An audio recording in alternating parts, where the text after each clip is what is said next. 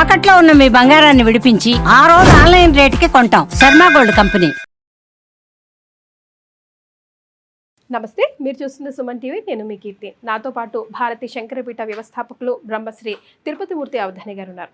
నమస్తే గురుగారు. ఓం శ్రీ మహాగణాధిపతయే నమః. గురుగారు, భీష్మాష్టమి, భీష్మ ఏకాదశి అంటారు కదా. భీష్ముడి గురించి అసలు కథలు కథలుగా చెప్తూ ఉంటారు. చాలా స్ఫూర్తిదాయకం ఆయన జీవితం మానవాళికి అంటూ ఉంటారు కదా. సో ఈ సందర్భంగా ఆ విషయాలన్నీ ఒకసారి గుర్తు చేసుకుందాం. జగత్ప్రభుం దేవదేవమనంతం పురుషోత్తమం స్తువన్నామ సహస్రేణ పురుషస్తతో స్థితః తమేవ చార్చయన్ నిత్యం భక్త్యా పురుషమవ్యయం ధ్యాయన్ స్తుతం నమస్యం జయజమానస్తమేవ చ. ఇది భీష్మ ఉవాచ అని చెప్పి విష్ణు సహస్రనామంలో దీనికి శ్రీ భీష్మ ఉవాచ జగత్ప్రభుం దేవదేవమనంతం పురుషోత్తమం స్తువన్నామ సహస్రేణ పురుష సతతోత్థిత అని చెప్పి భీష్ముడి వారే చెప్పినటువంటి శ్లోకం. మీరు భీష్మాష్టమి భీష్మ ఏకాదశి అన్నారు. వాస్తవానికి దీన్ని భీష్మ పంచమం అంటారమ్మా. అష్టమి, నవమి, దశమి, ఏకాదశి, ద్వాదశి. ద్వాదశి అనేటువంటిది దగ్ధయోగం. ఈ 5 కూడా భీష్మ పంచకం కింద వస్తాయి.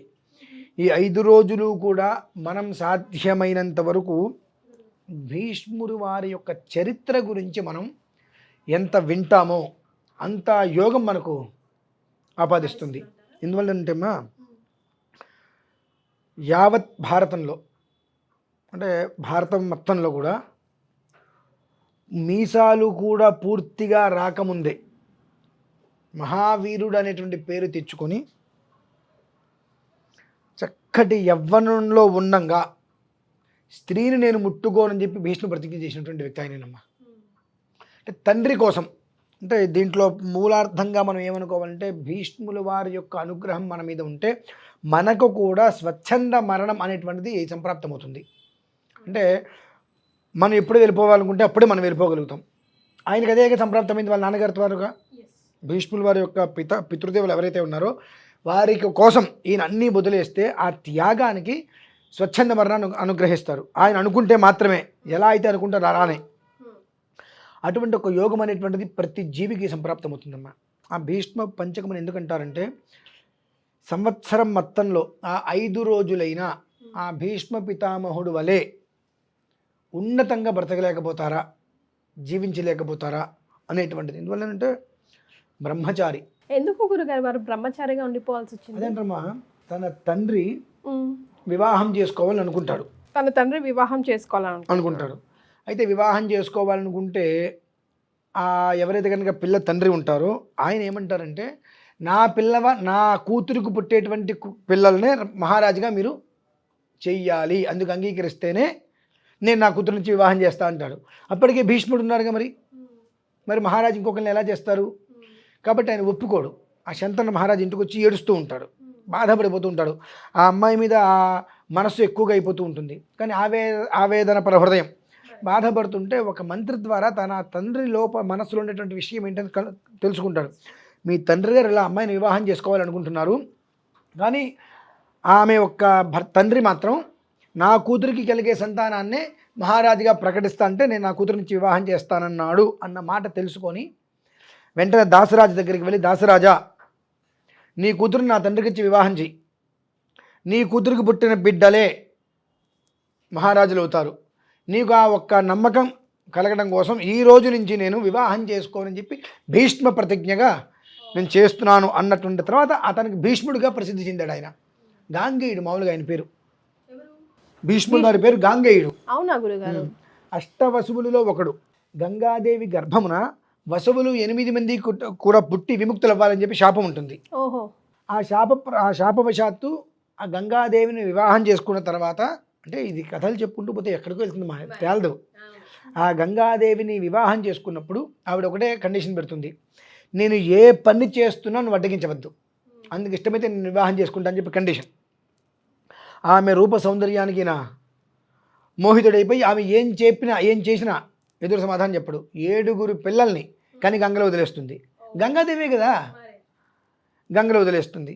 ఏం మాట్లాడితే ఎదురు మాట్లాడితే వదిలి వెళ్ళిపోతుందని ఒక భయంతో ఏమీ మాట్లాడదు.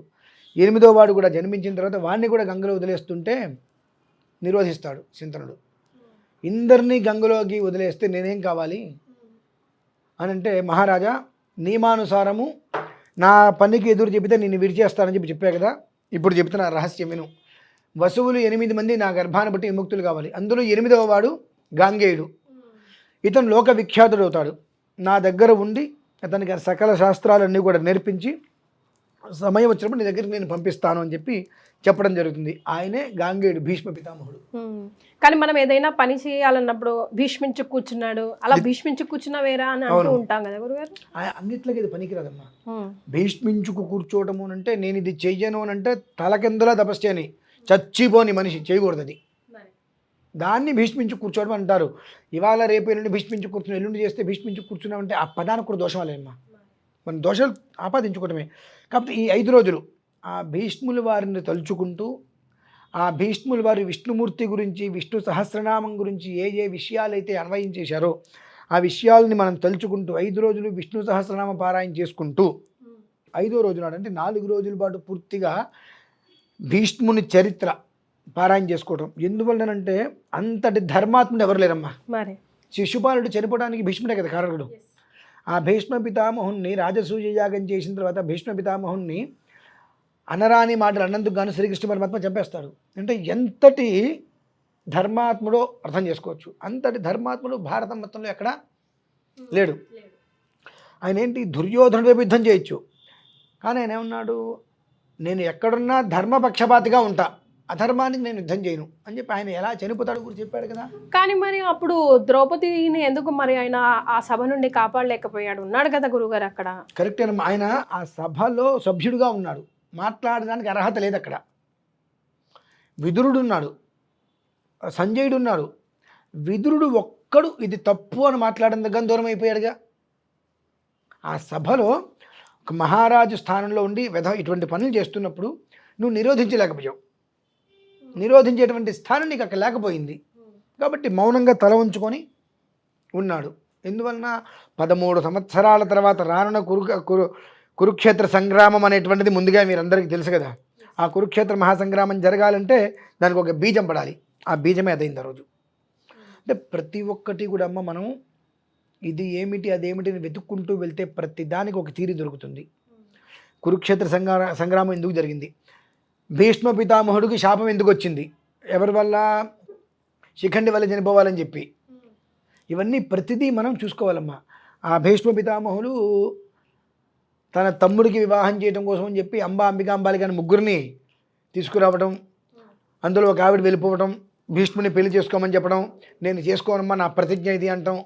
ఆ ప్రతిజ్ఞ ఇది కదా, నీ మీద నేను కక్ష సాధింపు చర్య కోసం అని చెప్పి తపస్సు చేసుకోవడం, శిఖండిగా పట్టడం.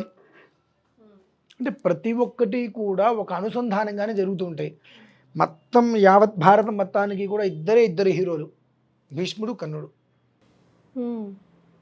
భీష్మ పితామహుడు, కర్ణుడు ఇద్దరే.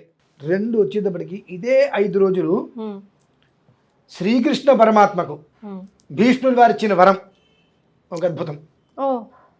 ఏంటి గురుగారు అది? అక్కడ ఎలా ఉంటుందంటే అమ్మా, భీష్మ పితామహుడు ప్రాణాన్ని ఇక ఉత్తరాయణ పుణ్యకాలం కోసం ఎదురుచి వెళ్ళిపోయే సమయంలో ధర్మ జిజ్ఞాస మొత్తం కూడా చెప్పమని అడిగితే భీష్ముడి వారి దగ్గరికి శ్రీకృష్ణ పరమాత్మ వీళ్ళందరూ ధర్మరాజు వాళ్ళందరూ తీసుకొచ్చి అడిగితే, జగద్గురువి నువ్వు, నీ ఎదురుకుండా నేను చెప్పగలనా అంటే, తాత నేను జగద్గురు అన్నమాట వాస్తవం, అందులో ఎలాంటి సందేహము లేదు.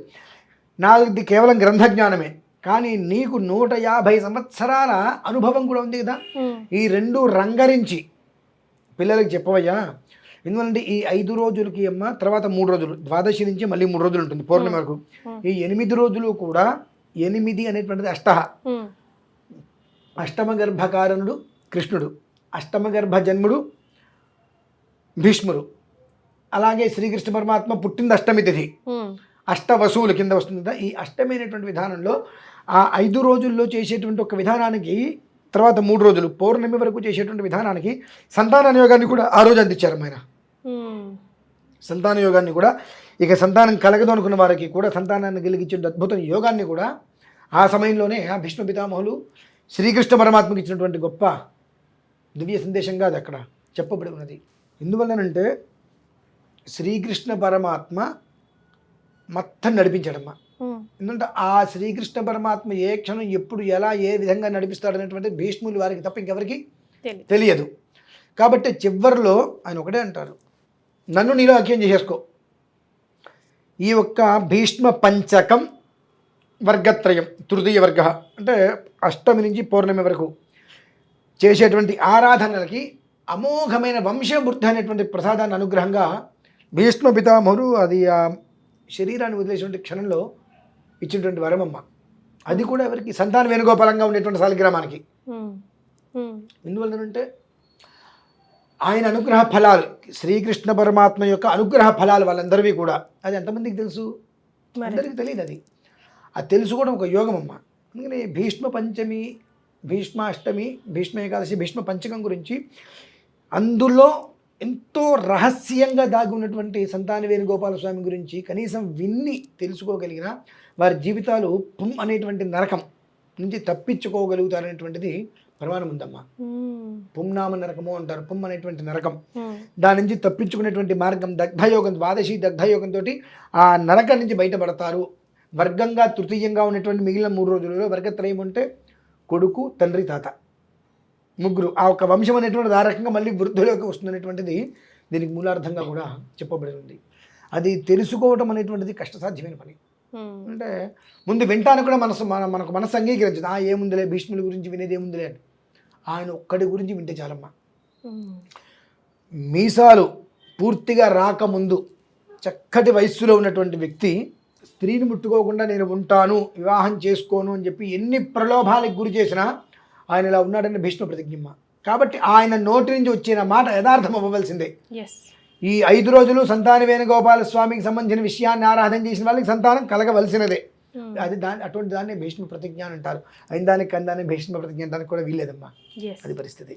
సో విన్నారు కదా. సో మనకి జనరల్గా అయితే భీష్మాష్టమి, భీష్మ ఏకాదశి గురించే తెలుసు, కానీ అది కాదు అసలు విషయం తెలియజేశారు గురుగారు. ధన్యవాదాలు.